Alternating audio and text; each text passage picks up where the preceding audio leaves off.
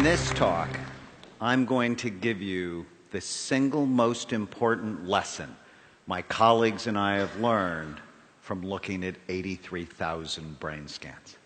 But first, let me put the lesson into context. I am in the middle of 7 children.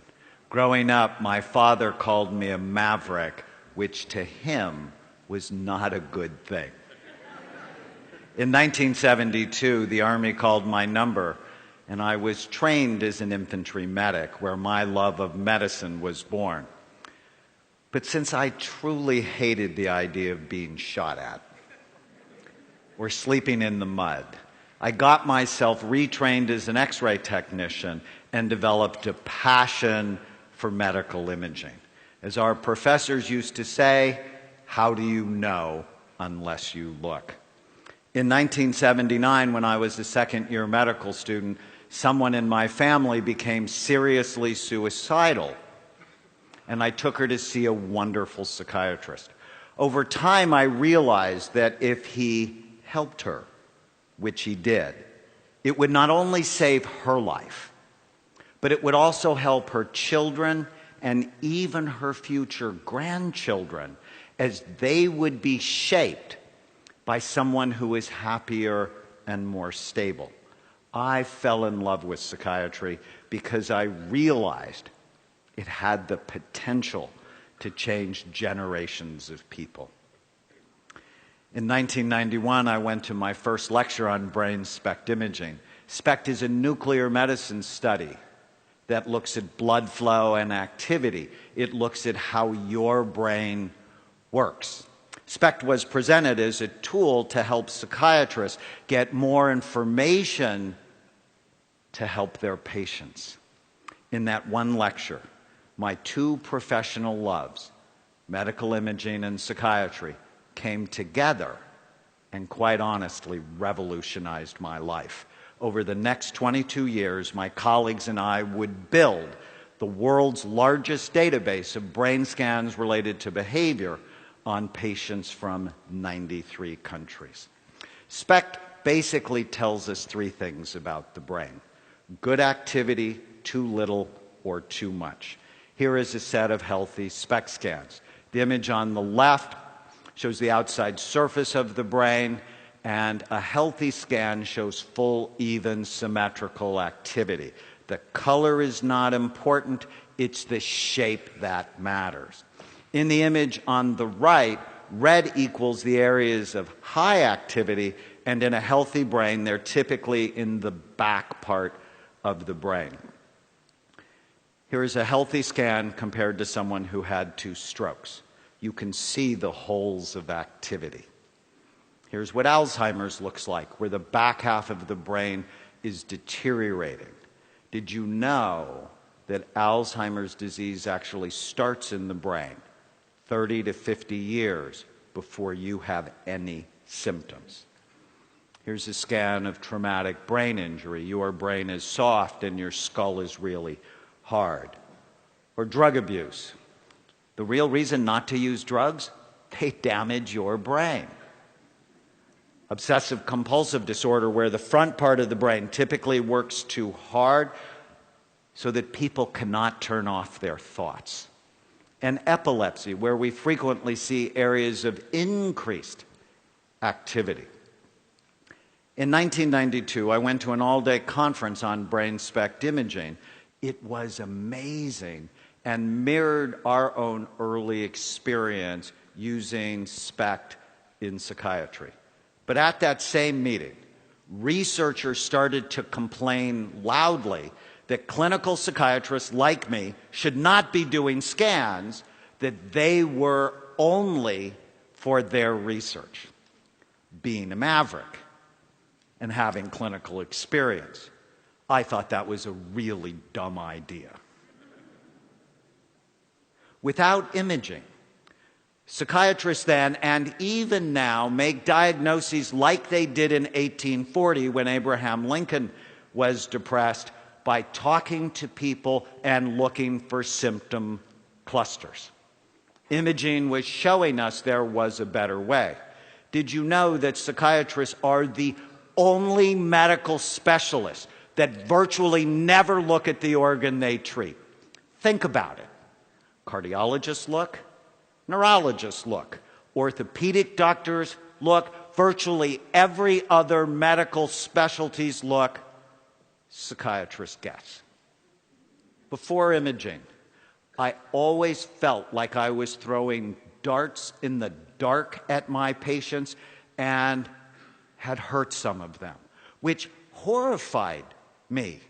There is a reason that most psychiatric medications have black box warnings. Give them to the wrong person and you can precipitate a disaster. Early on, our imaging work taught us many important lessons, such as illnesses like ADHD, anxiety, depression, and addictions are not single or simple disorders in the brain. They all have multiple types. For example, here are two patients who have been diagnosed with major depression that had virtually the same symptoms, yet radically different brains. One had really low activity in the brain. The other one had really high activity. How would you ever know what to do for them unless you actually looked? Treatment needs to be tailored to individual brains, not clusters of symptoms. Our imaging work also taught us that mild traumatic brain injury was a major cause of psychiatric illness that ruined people's lives, and virtually no one knew about it because they would see psychiatrists for things like temper problems, anxiety, depression, and insomnia, and they would never look, so they would never know. Here's a scan of a 15-year-old boy who fell down a flight of stairs at the age of 3. And even though he was unconscious for only a few minutes, there was nothing mild about the enduring effect that injury had on this boy's life. When I met him at the age of 15, he had just been kicked out of his 3rd residential treatment program for violence. He needed a brain rehabilitation program, not just more medication thrown at him in the dark or behavior therapy, which, if you think about it, is really cruel. To put him on a behavior therapy program when behavior is really an expression of the problem, it's not the problem. Researchers have found that undiagnosed brain injuries are a major cause of homelessness, drug and alcohol abuse, depression, panic attacks, ADHD, and suicide. We are in for a pending disaster with the hundreds of thousands of soldiers coming back from Iraq and Afghanistan, and virtually no one is looking at the function of their brain. As we continued our work with SPECT, the criticism grew louder, but so did the lessons. Judges and defense attorneys sought our help to understand criminal behavior. To date, we have scanned over 500 convicted felons, including 90 murderers. Our work taught us that people who do bad things often have troubled brains. That was not a surprise.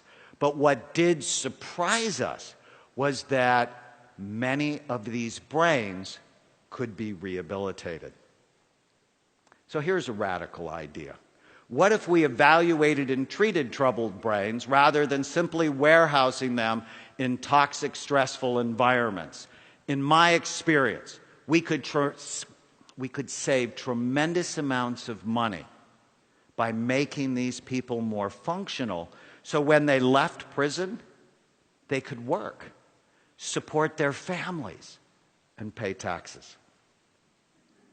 Dostoevsky once said, "A society should be judged not by how well it treats its outstanding citizens, but by how it treats its criminals." Instead of just crime and punishment, we should be thinking about crime, evaluation, and treatment.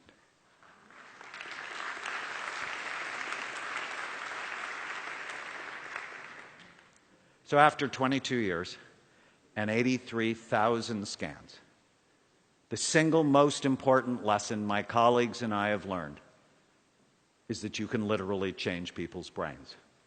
And when you do, you change their life. You are not stuck with the brain you have. You can make it better, and we can prove it.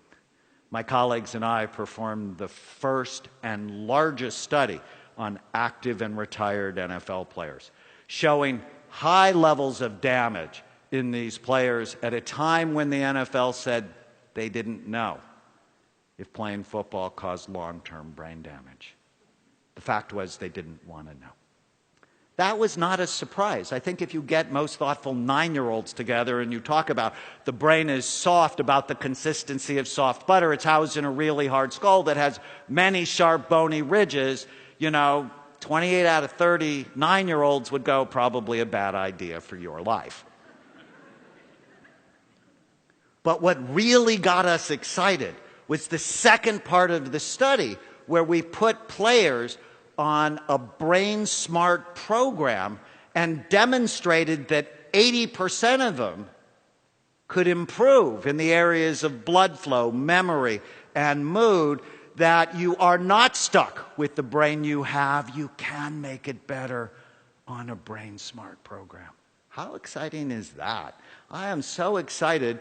Reversing brain damage is a very exciting new frontier, but the implications are really much wider.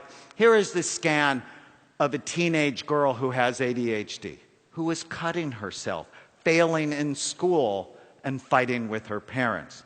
When we improved her brain, she went from D's and F's to A's and B's and was much more emotionally stable.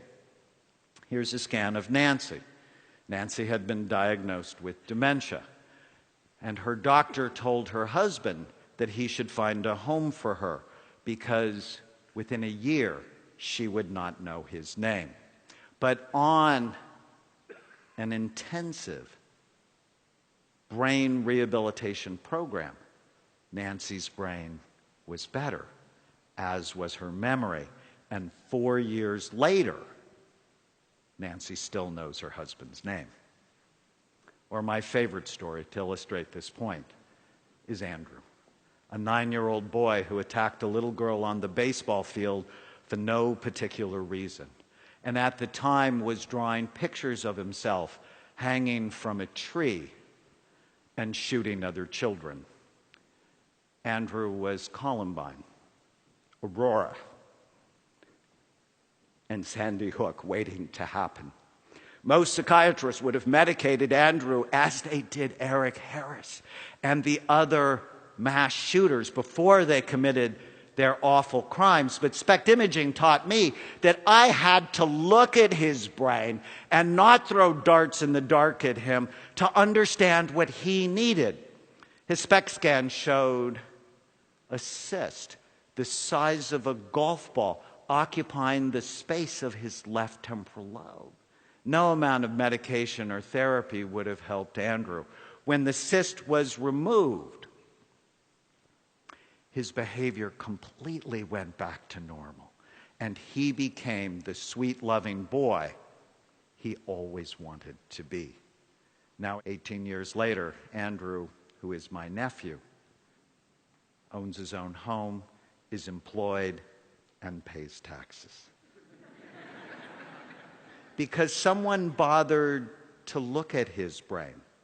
He has been a better son and will be a better husband, father, and grandfather.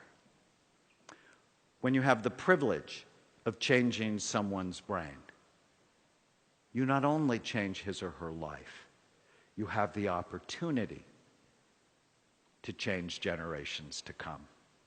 I'm Dr. Daniel Amen. Thank you.